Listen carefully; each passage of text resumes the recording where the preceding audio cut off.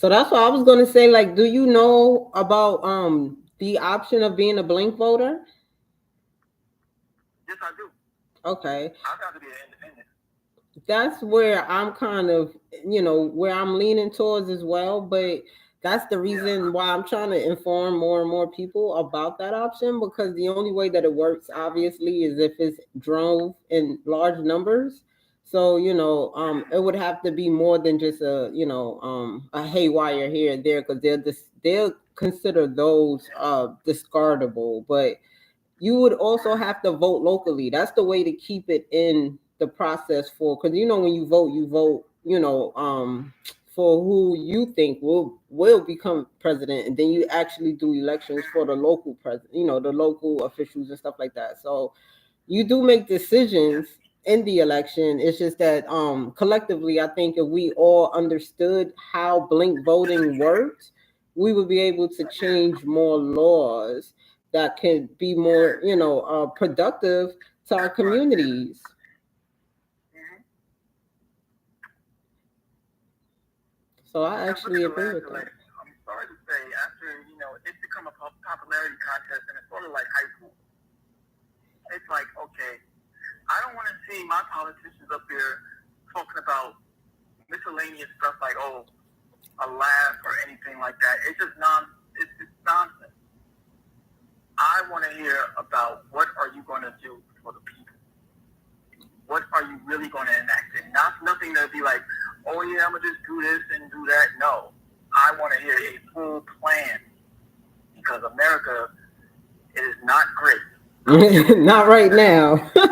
And you know what? One thing I do have to give Trump a whole lot of credit for, is that he put a very, very, very large list of things. Whether they work for you or against you is up to the person that's reading it. Of course, it just depends on the person.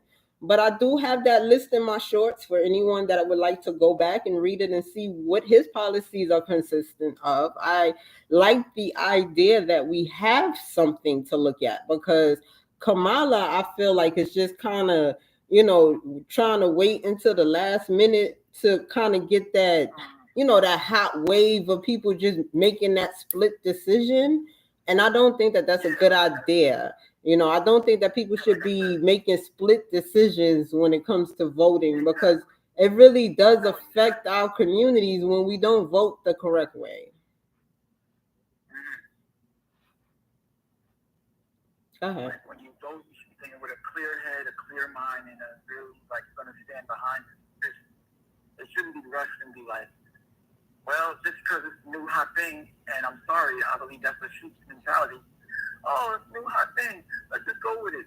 No, because that can wind up hurting you in the long run. And we did it. I feel like, doing the same thing over and over, is a form of insanity, expecting different results. So Yes, I don't want to get into that mindset of us thinking like, okay, well, they're black, so let's just vote for them because they look like us, because that's not going to work for every single election where we have someone that mirrors what we can relate to. You know what I'm saying? Because sometimes they don't even relate to us. I felt like I voted for Obama one time. One time he got my vote. He didn't get my second vote. And I wish I was more informed when I voted for him the first time, because I wouldn't have voted for him then. You know what I'm saying? But because, I was a bit uninformed, I didn't know what I know now. That's why I wanted to create the channel, to kind of get people involved, get them informed, get the information out there, give people voices so that they can have, a platform to say what they feel is not being said, on other platforms. I know it's a lot of information that keeps resurfacing over and over and over again. I know it's a whole lot more areas we can, what I mean, we could touch on besides the ones that's just surfacing over and over. but I believe right now we're in a society where everybody's just like pacified and like nobody really wants to do the research or hard work and know who they're really voting for. They're just like, nah, this person looks alright. Let me vote for them. Like, everybody doesn't hold themselves accountable to do the research to find out who they're really voting for, what their policies, where they stand. Reading is definitely key. And one of the things that's hurting my feelings the most, is that, I don't want to be grouped in with black women that are just voting just because she's black. I am not one of those black women. I want to stand alone in my decision making when it comes to this election year in 2024, and letting it be known clearly that I am anti Kamala, but that does not mean that I am pro Trump. You know what I'm saying? That does not mean that. But I don't feel like Kamala has come forth with anything that's substantial for the country overall, just for the future of our children. You know what I mean? It's not just about the adults here. I think we're forgetting that there's a whole community of children that's coming up behind us that will have to, deal with the repercussions of our voting. You know what I'm saying? So I would like for us to get it right consistently, not just, oh, every other election we getting it right. No, let's get it right consistently.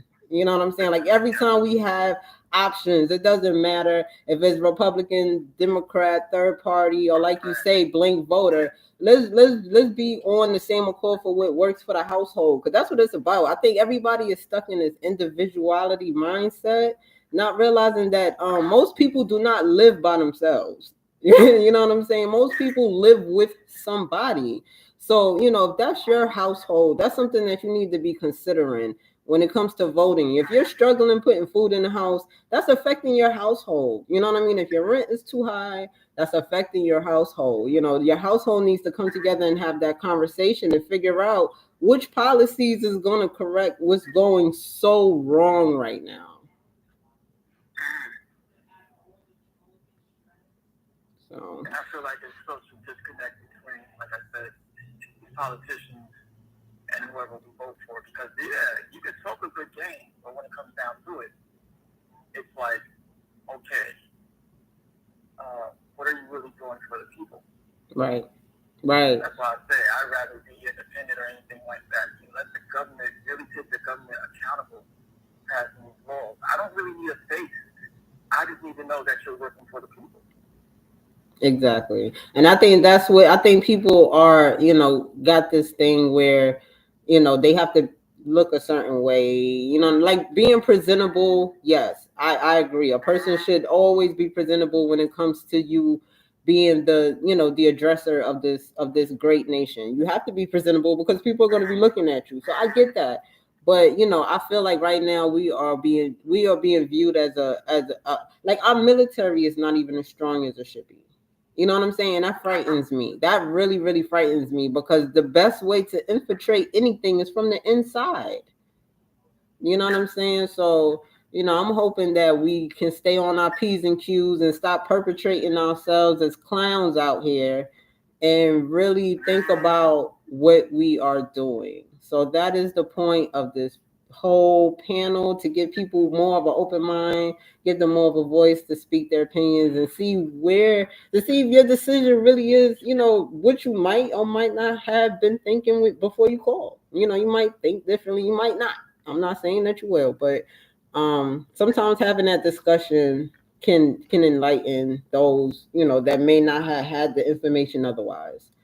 So I want to thank you for calling, being my first caller for this brand new channel, and I'm looking forward to the growth of it.